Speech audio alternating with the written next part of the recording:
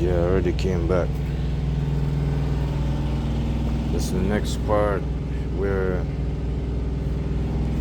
I just test drove the truck out on the street, on the road. Yeah, I came back.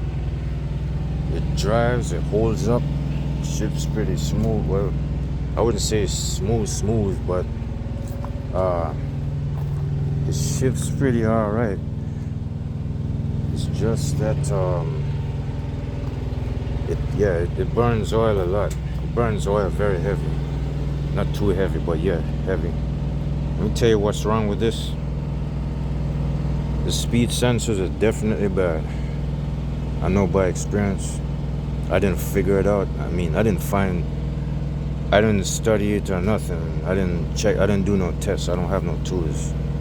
So the speed sensor is definitely bad, because I noticed the speedometer gauge needle doesn't move. I already told y'all that. The speed sensor, I think it controls the RPMs of the engine. When you mash the pedal all the way to the floor, it only goes 1400 RPM in each gear. It fades out, the power fades out. Like if you want to max out and go faster in one gear, it's not going to go any higher. That's the same thing.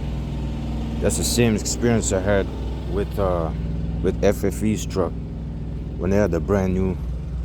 I had moved into a brand new 2004 back in 2003. And as new as that truck was, that was a 10-speed. That was a 10-speed transmission, and the speed sensor went out on that truck. Cause one of them guys in the breakdown department, they told me that the speed sensor went out. So I'm thinking the speed sensor on these, well, maybe any one of these trucks, whether maybe it's Kenworth, Freightliner, or what. It was a Freightliner that drove a 2004. Hold on a second. I heard somebody talking. Yeah, it's like that 2004 Freightliner I was driving back in 03. Yeah, the speed sensor went bad. I'm thinking speed sensors that control the speedometer needle on this truck, and it controls the RPMs. If the RPMs don't go any higher, the truck is not going to move any faster. But it can climb to regular speeds. It's like when you reach maximum speed on the Freightliner, it's like it fades out at the 1400 RPM, maybe 13. But when you reach the highest gear, that's when it's capable of doing maximum governed speed. But at a low gear, starting from low to high, you're gonna have to change gears very, very soon. Like if you want to go faster in each gear, you're gonna have to hurry up and change gears quick, so you can, get more torque and move much faster. Because if you stay in one gear regularly, it's just gonna fade out quick. You're gonna hurry up and climb into another gear, so the speed can go much faster. If you want to take off and move like a car. So that's what happens. You have to drive it handicapped. So it seemed like I tried the same thing on this from a 2003 experience, and I tried this truck, this Volvo of mine in 24. It seemed like it also had the same problem. It might be a little, oh shit, yo, there goes Nick. It might be a little bit worse. So I'm just saying, hey, what's up, man? All right. Yo, that's my mechanic's apprentice. Yeah, I'm a side man. My mechanic's side man. Mechanic said he's supposed to come here. I was supposed to pay him $100 for jump starting the battery. The batteries went dead. I must have left the refrigerator. Oh shoot, I locked it. I left the refrigerator switch on and the inverter. The batteries went dead, so the mechanic charged me $100 to, cover it. It already got charged up anyway. So that's how I found out. You see, the first time when I took it down to the truck stop and I drove it at night, remember when y'all saw me coming back at night? Yeah, I didn't really drive it fast. I didn't max out. I was too scared. I was too scared in my breakdown. So I just did it again the second time, just now this morning. And it climbs speed reasonably, but I didn't shift all the gears. I went into, what is it, 12? I went into 9th or 12th gear. Alright, I kept it at 12th gear. I didn't use the red extra range selector, not the splitter, the range selector, the red switch on the gear stick, since it is a 13 speed. I didn't use it all the way. All I had to do is just slide that once, and I'm using all of them. I only use 12 gears. But the thing is, I definitely know the speed sensor is gone. So this truck, it's got some not so expensive issues, but my worst problem is the smoke that, hold on, the smoke that was blowing out that stack and going into the air. Well, some of it's coming up into the cab also. So it's like, it's more like a gasket, cracked leaking valve guides inside the cylinder head. Definitely, for sure. Leaking valve guides, probably. I'm hoping it's not a blown oil scraper or compression ring or something. Hold up. Oh, all right. So yeah, you're taking one of our trucks into the shop. So anyway, I gotta cut and run because, oh, this might offend you. I just drove this truck out on the road. Oh, I got my license tags. They're brand new. I also got my registration in the email. No, not just registration.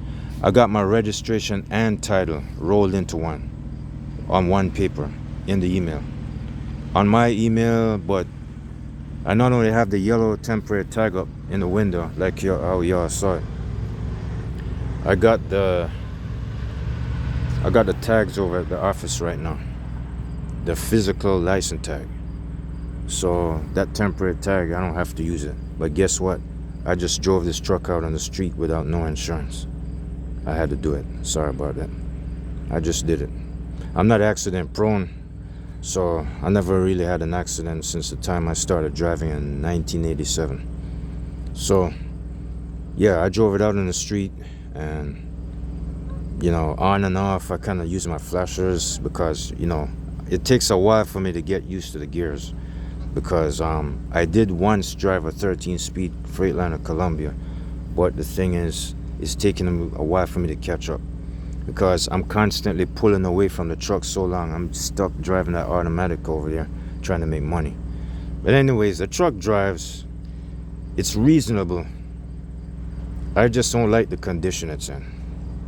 So I'm glad I got it though. The steering wheel is very kind of smooth and tender compared to the Kenworth. The suspension is a little bit too soft, but it is what it is. But this right here, let me see if I can lay down. This right here, the cab suspension valve. Yeah, I gotta replace this. I gotta replace all of this. Just the arm and the unit itself, all the way down to the bracket, coming up this one piece. I'm gonna save my money for right now. I'm not gonna. Oh shit! Look at that. Yo, they got a filter right there. I'm gonna chase after that too. You see that down there? They got a big old filter of some sort. It must be the air. It must be the. I don't know if it's a air dryer filter or what, but no. I got a lot to learn about trucks, man. I'm not all that oriented though. Yeah, I'm gonna knock out a lot of stuff on this truck. I don't care. It's like as soon as I start maxing out dollars, I'm just gonna condone and contribute fresh new parts all the way around. I'm just gonna knock them out one after the other. But the exhaust pipe look like it's in perfect shape though. It looks like in perfect shape.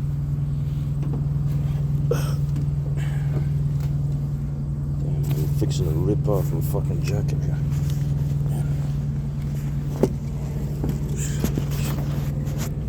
Yo man, I'm gonna have to close the hood up.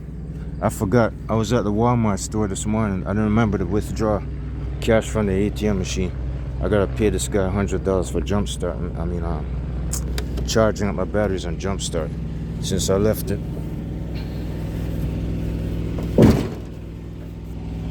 Yeah, I left the accessory on by accident.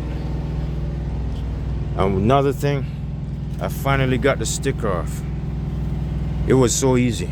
I just went to Lowe's hardware store and got me a plastic scraper, and I just did like that. It took almost a minute. It took like seconds on both sides. Let me show you what I use.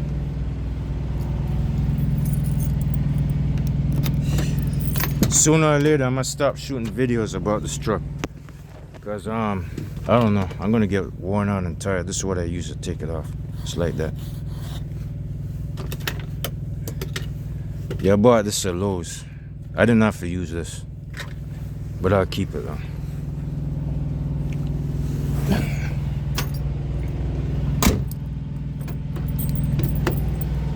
All right, I'm gonna go to Lowe's. I'm gonna go to Lowe's and excuse me. I'm gonna go to Walmart or some spot down the road. I gotta withdraw money and pay for that battery charge fee. I'll check y'all later.